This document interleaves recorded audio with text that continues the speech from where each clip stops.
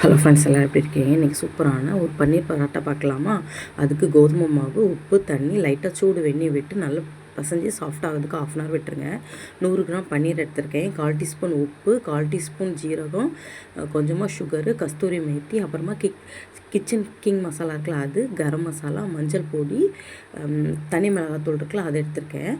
பன்னீரை வந்து நல்லா துருவிக்கணும். வெங்காயம் வந்து நமக்கு பாதி போதும், அதைவே துருவி எடுத்துக்கணும். துருவி எடுத்துட்டு இப்போ எல்லா மசாலா இருக்குதுல்ல அது கூட சேர்த்து நல்லா மிக்ஸ் பண்ணிக்கணும். மெல்லமாக மிக்ஸ் பண்ணணும். நல்லா அழுத்தி மிக்ஸ் பண்ணால் தண்ணீர் விட்டுரும். மாவை வந்து நல்லா சாஃப்டாக 1/2 hour கிட்ட ஊற வைக்கணும். சூடு தண்ணியில் ஊற வச்சா ரொம்பவே சாஃப்டாக இருக்கும்.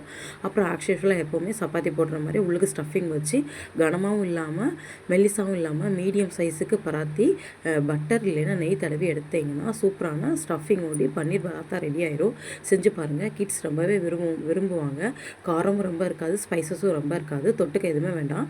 செஞ்சு பார்த்துட்டு எப்படி இருக்கு சொல்லுங்கள். லைக் பண்ணுங்கள், ஷேர் பண்ணுங்கள். தேங்க்யூ ஃபார் வாட்சிங்.